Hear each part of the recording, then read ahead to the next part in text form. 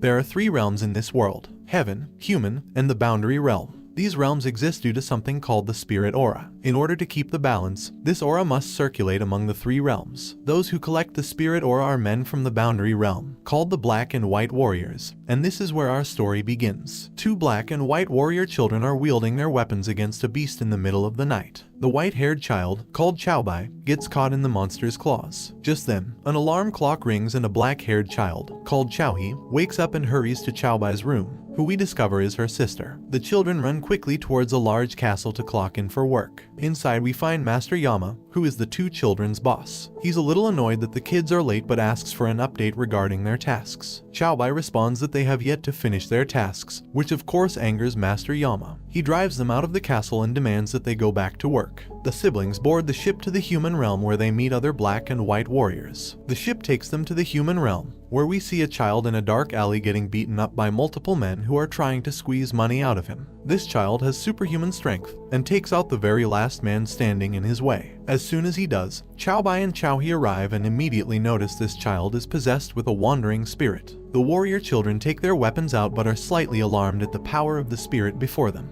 They opt for Plan B, which is to take a defensive and an almost escapist approach to fighting, and tire out their opponent. They actually run away from the fight and try to seek help from the spirit hunt team, but the wandering spirit catches up to them. The 2 are then taken away by an unknown force in the spirit, who is now the beast from earlier, which follows them to a nearby rooftop. Chaobai gets clawed, but Chaohi catches her before she falls to the ground. The monster gears up to attack the kids, but another warrior blocks the attack and helps the kids fight the beast. The wandering spirit eventually gets defeated, and the woman who helped them flees without a trace. Bai Long, who is a powerful spirit hunter, locks in on more wandering spirits escaping from a sealed area. Him and his team scramble to strengthen the seals and inform the palaces in other realms at once. Meanwhile, Chaobai and Chaohi get scolded by Master Yama for not being able to defeat the wandering spirit. He threatens to fire them, but the 2 aren't even listening to his sermons. Suddenly, Zhang Kui, a 10-hell general, arrives at Master Yama's place. It is revealed that he's the kids' caretaker, and even goes so far as to jokingly ask Master Yama if they can stay at his house for the time being.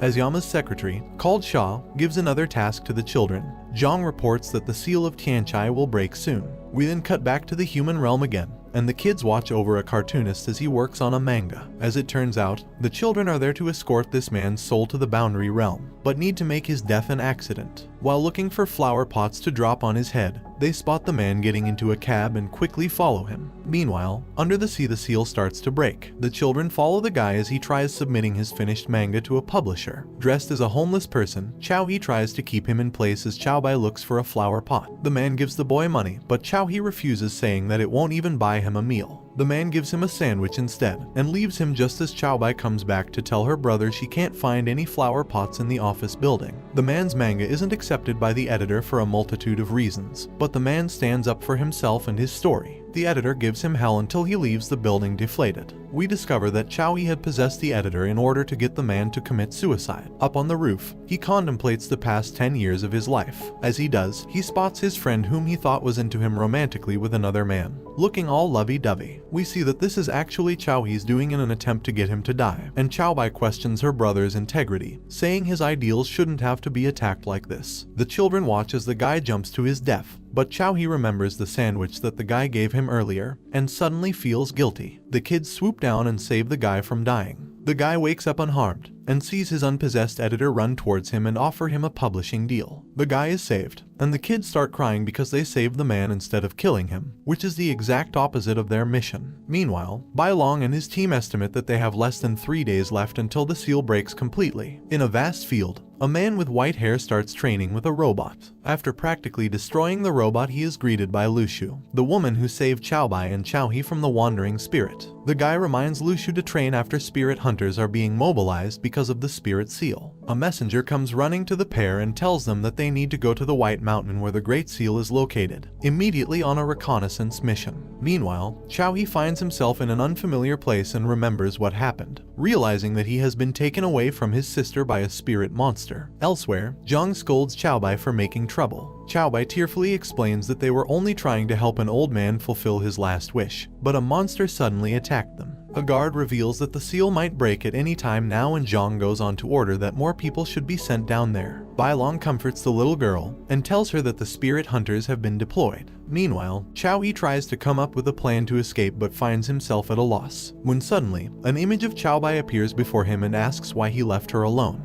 He runs to her but the image suddenly fades away. Meanwhile, Bai Long explains to Chao Bai that the seal of Tianchai actually holds the 100 ghost spirit. Around 1,000 years ago, Master Zhang sealed 99 of the most violent ghosts there, and the spirit monster had been gathering the ghosts that leaked from the seal, and mistook Chao He as one of the spirits. Just as Bai Long finishes his monologue, the seal gets broken. The water below starts to glow red before exploding, releasing immense energy to the world. Somewhere else, Chao He reflects on his life with Chao Bai, when suddenly he hears a whistle coming from somewhere. He runs towards the sound, stopping in front of a large statue, and asks if there's anyone who can hear him. Just then, a man on top of the statue laughs at his plight. With the seal broken, spirits are free to escape into the human realm. The spirit hunters work hard to stop them, but a large monster spirit emerges from the seal and confronts Zhang and his crew. They immediately realize that this is the 100 ghost spirit. Meanwhile, Chao He is busy with his own enemy. This guy taunts him, and immediately puts restraints on poor Chao He. The guy reveals to Chao He that he is imprisoned inside the seal, and now he's stuck down there with other vicious spirits. Back outside, Zhang and the 100 ghost spirit reunited before getting into a fight. However, Zhang easily defeats the spirit with his spit, and then orders for the Jinko cannon to be prepared soon. Bai Long asks if he's sure since the cannon is really strong, and Zhang responds that bombing the place to the ground is better than having Chao He turn into a monster like the 100 ghosts. Back down, Chao He breaks out of his restraints easily. He watches as the spirits get absorbed by the guy antagonizing him, completely unaware that a monster is behind him. Back on the ship, Zhang says that he'll rescue Chao He. Lu Shu appears and Zhang entrusts Chao Bai with her care, before instructing Bai Long to launch the Jinko cannon and destroy the Great Seal if he's not back in 1 hour. Zhang jumps into the seal to find Chao He. Chao He easily defeats the monster sneaking up behind him. He is attacked by the man, who finally introduces himself as San Wuzi. He seems to know Chao He personally, even calling him by his real name, Wang Heng, which of course shocks the boy. Wuzi continues to attack Chao He, even getting a spirit to wrap itself on the boy's body. Chao He breaks free and in the process absorbs the spirit in his body. With spirits escaping at an alarming rate, Zhang goes straight for the seal's opening but is stopped by enemies who want revenge. Back down, Chao He keeps absorbing spirits into his body. Wuzi watches the whole thing unfold, while stating that Chao He needs to eat more spirits to get strong and join his team once more. Chao He suddenly implodes and transforms into a grown man. Zhang then warns his enemies. Meanwhile, Bai Long watches as another strange spirit appears in their meter, and they suspect it to be Chao He. Chao Bai is confused because initially, her brother doesn't have any spiritual power. Lu Shu wonders if something happened inside the seal for him to gain power quickly, and deduces that Chao He must be the 100th ghost. Wuzi greets Chao He, now calling him Wang Heng, and starts attacking him. The pair battle it out, but Chao He, or Wang Heng, succeeds in incapacitating Wuzi. The intensity of their battle reaches the outskirts of the seal, where Zhang is currently located. He immediately knows that the ghost aura of Chao He, which is Wang Heng, has been released. Zhang finally defeats the people trying to stop him from getting into the seal and goes on his merry way. Back down, Wuzi wants a round 2 with Wang Heng, but his words strike a chord in Wang Heng's memories. Wang Heng remembers a younger Chao Bai, asking him not to leave her alone. This momentary pause gives Wuzi an opening and tries to swallow Wang Heng. However, the latter keeps getting flashbacks of his past human life with Chao Bai. On the ship, the signal meter is heavily damaged, rendering them almost useless in monitoring the seal. Once the screen returns to normal, Bai Long sees glimpses of Wang Heng about to be feasted on by Wuzi. Back down, Zhang appears just in time and confronts Wuzi. The latter admits to eating Wang Heng, which makes Zhang angry. However, the energy Wuzi gained from Wang Heng gives him incredible power, and he manages to stop Zhang with ease. Up on the ship,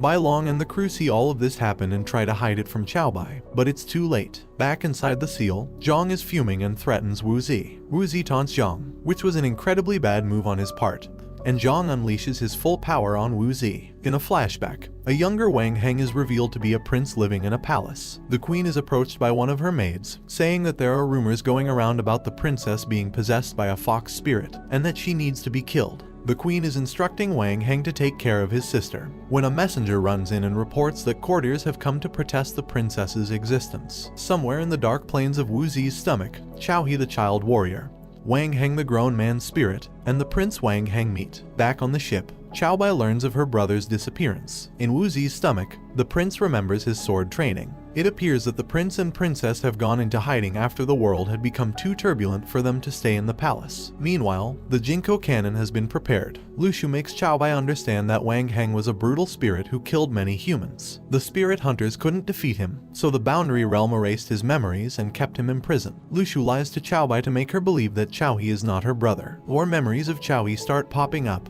and in this one, the prince and princess are almost killed by someone they trusted. Suddenly, the fox spirit that lives inside the princess appears and defeats the men. In another flashback, the prince and princess are still in hiding. Bai, whose name as a princess is Chaoan, refuses the steamed bun her brother offers her. Xiaohe then gives her a pretty toy that resembles a flower, and Chaoan refuses to play with it still. However, she eyes the toy and suggests to Xiaohe to visit the Old Autumn Festival in the hopes of getting food for them. She takes the toy and thanks Xiaohe as he leaves. Suddenly, the fox spirit comes out of the princess and is confronted by Lu Xu and another warrior. Meanwhile, Xiaohe gets mooncakes for his sister but overhears a couple of village folk saying that the princess of the past dynasty was captured and will now be tortured. Xiaohe hurries and sees Chaoan in the middle of the palace grounds. The fox spirit refuses to leave her body, and the spirit hunters have no choice but to leave and let the palace guards kill the princess. Xiaohe watches as his sister is torn to bits, and in the end, Xiaohe is also killed by the people. Lu Xu's subordinates run to the 6th palace when they encounter Yao Renju, another 10 Hell general. Lu Xu's subordinate, called Lei, introduces himself to Yao Ren properly, but Yao Ren draws his weapon on the guy in an attempt to intimidate him. The other subordinate tells him that there's an emergency at White Mountain, and that they are to request instructions from Master Zhu, master of the 6th palace. Another 10 Hell general, called Siku Tong, tries to turn them both away, but Lei pushes back. Dong Ting, the strongest of the 10 Hell generals, intervenes before a fight breaks out. Dong Ting is accompanied by Fu Fu, another 10 Hell general. The 10 Hell generals send Lei back on his way. Meanwhile, Xiaohe can't believe that he's only been used by the spirit hunters as a tool to seal Wang Heng. Back on the ship, Bai can only watch as more spirits escape the seal. Lu Xu and Bai Long prepare to use the cannon. Xiaohe remembers his past life while being taunted by Wang Heng. Outside, Zhang continues to battle Wu Zi. The seal gets wider and Lu Xu instructs Bai Long to launch the cannon. Bai pleads with Lu Xu to wait just a little more, which earns her a slap from the spirit hunter. Lu Xu essentially says that their safety and the human realm is more important than waiting for Zhang and Xiaohe. Frustrated, Bai jumps in, much to Lu Xu's surprise. Back somewhere in Wu Zi's stomach, Xiaohe tries to land a punch on Wang Heng but is dodged every single time. Xiaohe seems to be transported to another plane, still refusing to acknowledge that this is the end for him. Back outside, Zhang succeeds in wounding Wu Zi. Before he can finish him off, he is ripped apart from the inside. Zhang watches in horror as Wu Zi seems to be eaten by another entity behind a smoke cloud. Then from behind the smoke, Wang Heng emerges, and this brings the anime to an end. Don't forget to like and subscribe if you enjoyed, and turn on the notification bell so you never miss out on another video. Until next time, take care.